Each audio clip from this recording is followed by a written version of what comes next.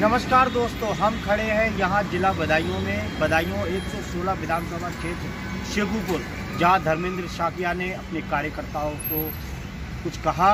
देखिए, सुनते हैं क्या है उनके बारे में वहाँ की जनता की राय और क्या है शेखुपुर के विधानसभा प्रत्याशी की राय। वो अपने कार्यकर्ताओं को किस नज़रिए से देखते हैं और क्या कहना चाहते हैं, ये पता किया हमारी संवाददाता फूलवानो। आपका स्वागत करता हूँ। मैं फूलवानो इस समय ग्राम गलिया में मौजूद हूँ। यहाँ की जनता से पूछते हैं, देखते हैं यहाँ की जनता ने आपकी किसको वोट देने के मन बनाया है। अब तो इनका नाम होना जानता हूँ, पप्पू जी। अच्छा जी, पप्पू है। आप पप्पू बार किसकी सरकार चाहते हैं? बीजेपी की, समाजवादी की, साइकिल या पूरी किसको चुनना चाहेंगे? आप बताइए अम्मा जी। योगी जी की सरकार, आप योगी जी की सरकार चाहते हैं? आप बताइए दादा, किसकी सरकार चाहते हैं? हम तो नहीं भी चाहते, हम तो बीजेपी लड़ाते हैं, बीजेपी सरकार चाहते हैं। आओ बेटा, नहीं भी चाहते हैं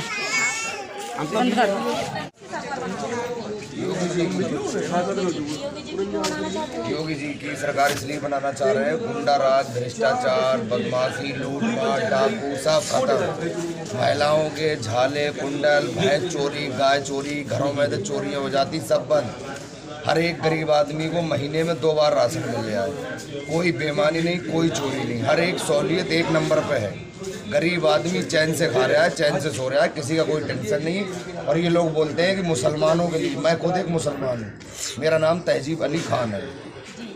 मैं भी इसी में पार्टी को वोट भी दे रहा हूँ, सपोर्ट भी कर रहा हूँ। पूरी फैमिली, पूरा परिवार और जितने मेरे रिश्तेदार हैं, सारे लोग इस पार्टी को लड़ा रहे हैं। कोई टेंशन नहीं है, कोई दिक्कत नहीं है हम लोगों को। हम लोग बहुत खुश हैं योगी जी से। हम भी योगी जी की सरकार चाहते हैं। योगी जी की सरकार को चाहते हैं। ऐसा क्या योगी जी ने किया है? बहुत बढ़िया काम किया, जैसे कि बताइए। सबका विकास, सबका साथ। और कुछ कहना चाहेंगे आप? मोदी है तो मुमकिन है, सब राज ठीक चल रहा है, बिल्कुल सब बिल्कुल फर्स्ट क्लास है, कोई दिक्कत नहीं है। हमारे धर्मेंद्र शाकिया विधायक जी हैं, कोई बिल्कुल किसी तरह की चिंता ही नहीं है। अब दोबारा उन्हें विधायक जी से क्यों चुनना चाहते जब हैं? विकास अच्छा है, कार्य अच्छे हैं उनके, इसलिए दोबारा जा रहा है। समाजवादी के विकास अच्छे नहीं थे, कार्य अच्छे नहीं थे, गुंडागर्दी थी, इसलिए फेल तो वो फेल। योगी जी पास तो पास। यहाँ की महिलाओं से और पता करते हैं वोट देना, योगी की सरकार चाहिए। आपको किसकी सरकार चाहिए? योगी की सरकार मांग रही है। दोस्तों, एसबी न्यूज़ में आपका स्वागत है। मैं फूलवानो रिपोर्टर कैमरामैन आतिफ के साथ इस समय यहाँ ग्राम तालगांव, ग्राम गुलड़िया में मौजूद हूँ। यहाँ की जनता से हम जानना चाहते हैं कि वो अब की बार किसकी सरकार चाहते हैं। किसी सरकार में आपको भला नहीं हुआ है? आपकी गुलड़िया में सारे मैं चाहता हूँ कि आज बच्चे को बताना पड़ेगा, धर्मेंद्र शाकिया जी को ही फिर जिताना पड़ेगा। साथियों, मैं इनके से वकील हूँ। और जब समाजवादी पार्टी की सरकार थी तब मैं देखा करता था कि अपहरण के मामले, किडनैपिंग इतनी ज्यादा होती थी कि वकीलों का धंधा बड़ा जोरों से चलता था। लेकिन जब से योगी जी की सरकार आई है, पूरे जिले में एक भी अपहरण नहीं हुआ 5 साल के अंदर। और निश्चित रूप से हमारे काम का नुकसान हुआ, लेकिन हमारे लिए खुशी है कि हमारी बहू बेटियां आज सुरक्षित हैं, आज आम आदमी सुरक्षित है, किसान सुरक्षित है। तो मैं कहना चाहता हूँ योगी जी के कामों पर कि गुंडे माफिया थर कांपे योगी राजू में, गुंडे माफिया थर कांपे योगी राजू में, जान बचा जेलों में भागे योगी राजू में, बहन बेटियां खुलकर घूमे योगी राजू में, व्यापारी भी अब नहीं डरता योगी राजू में, अपराध मुक्त उत्तर प्रदेश तुमने बनाया है, जो न हो पाता था तुमने कर दिखलाया है। आज बच्चे को बताना पड़ेगा, धर्मेंद्र शाकिया जी को ही जिताना पड़ेगा। और अब मैं ज्यादा समय लेते हुए एक शेर के माध्यम से आदरणीय पप्पू भैया जी को बुलाना चाहूंगा कि किसी जादू किसी मंत्र से नहीं आए हैं, किसी जादू किसी मंत्र से नहीं आए हैं, हम तो दरिया है समुंदर से नहीं आए हैं। चाहे धर्मेंद्र हो या शाक्र हो, जो भी हो, लेकिन इसी मिट्टी के हैं, कहीं बाहर से नहीं आए हैं। एक बार जोरदार तालियां जिंदाबाद। भारत माता की बहुत बहुत धन्यवाद। हमारे दिवाकर वर्मा जी हमारी पार्टी के नेता हैं, हमारे बीच नगर पंचायत के चेयरमैन साहब आदरणीय सुरेश राठौर जी, हमारे तालगांव से छोटे भाई सिराज जी, जिन्होंने आज से 2-3 साल पहले से मेहनत करना शुरू कर दी। और हम एक दिन गए थे जिला पंचायत के चुनाव में, हमने सिराज भाई आए कल वोट पड़ने थे, आज बोले क्या हमने तुमने पहले क्यों ना चिन्ह पहुंचाया, तो हमने हमें अब याद आई। तो हम जब पहुंच गए तो 500 वोट तालगांव के विद्यार्थी को पड़ गए।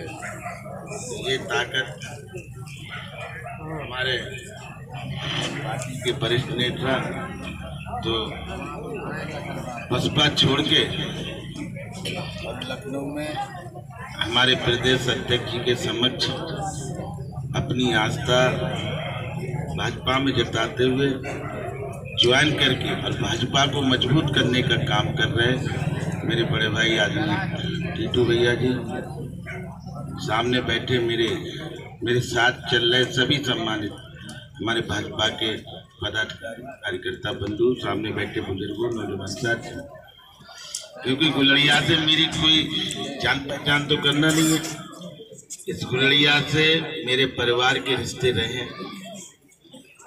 और सरकार कोई भी हो अगर वो अच्छा काम करती है तो उसकी लोग तारीफ करते हैं।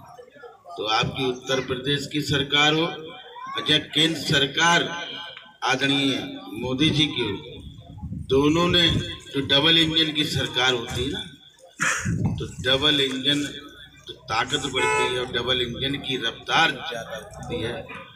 और जब केंद्र में किसी की और प्रदेश में किसी की, तो वो पटरी से वो डिब्बा उतर जाता है।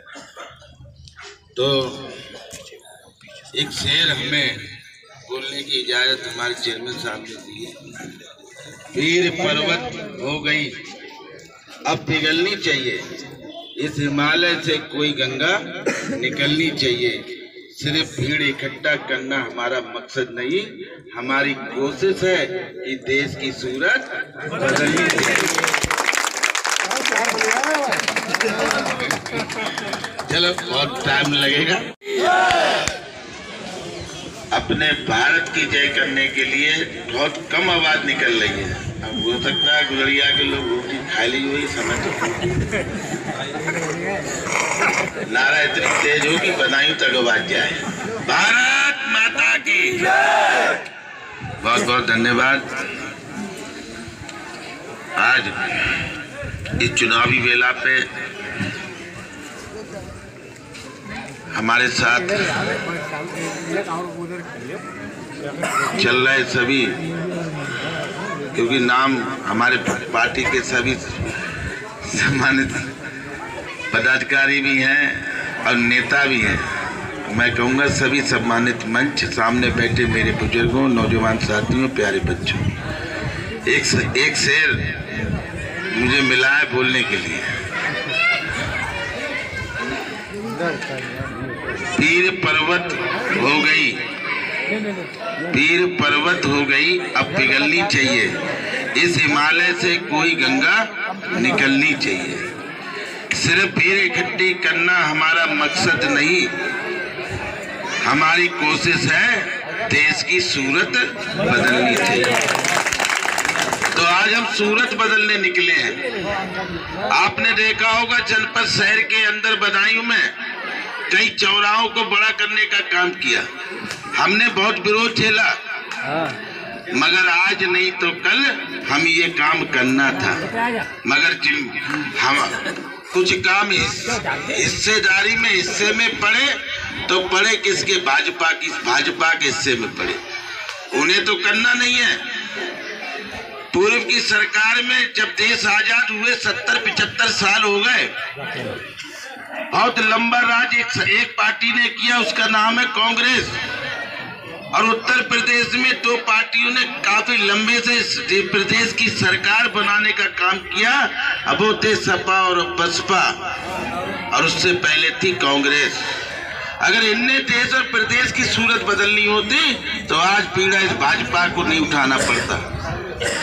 आज सूरत जो आज नारा दिया ना, सोच ईमानदार काम दमदार, जो सोच ईमानदार काम दमदार नारा इसलिए दे दिया, उत्तर प्रदेश के यशस्वी प्रधान मुख्यमंत्री आदरणीय योगी आदित्यनाथ जो संत जो मटके उन जब वो कुर्ता पहनते हैं तो उनके कुर्ते में जेब नहीं होती। और जिस लोकतंत्र का सबसे बड़ा त्योहार होता है जो हर 5 वर्ष में विधानसभा हो या लोकसभा हो या प्रधान चुनाव हो या पंचायत चुनाव हो, 5 वर्ष में लोकतंत्र का यह त्योहार हम सभी को पूरी निष्ठा के साथ मनाना चाहिए। अपने मत का सही प्रयोग ही देश के विकास को आगे बढ़ाता है। 14 फरवरी को हम सभी योगी और मोदी जी के हाथों को मजबूत करेंगे। इसका सीधा श्रेय तभी आपका जाएगा जब धर्मेंद्र शाक्य जी को कमल के सामने वाला बटन दबाकर भारी मतों से विजयी बनाएंगे। आप सभी लोगों से विनम्र अपील और आग्रह है कि 14 फरवरी को मत जाना भूल, याद रखना सिर्फ कमल का फूल। यहाँ पर जो भी लोग विधायक जी का सम्मान करना चाहते हैं वो लगातार करते रहे। इस गुलेरिया नगर पंचायत में जन समर्थन को देखकर लग रहा है कि विधायक जी सभी नगर पंचायतों की अपेक्षा इस नगर पंचायत से काफी ज्यादा बहुमत से जीत कर जाएंगे, क्योंकि जब से इस नगर पंचायत में विधायक जी का आगमन हुआ है लगातार लोगों का समर्थन विधायक जी के प्रति बढ़ता ही जा रहा है। विधायक जी का जो स्वभाव है वो बहुत ही सरल और सज्जन प्रवृत्ति का है। कोई भी व्यक्ति अपनी बात कहने के लिए झिझकता नहीं है। मैं अब आगे के कार्यक्रम के लिए अपने बड़े भाई एडवोकेट देवेंद्र वर्मा जी से अनुरोध करूंगा कि मैं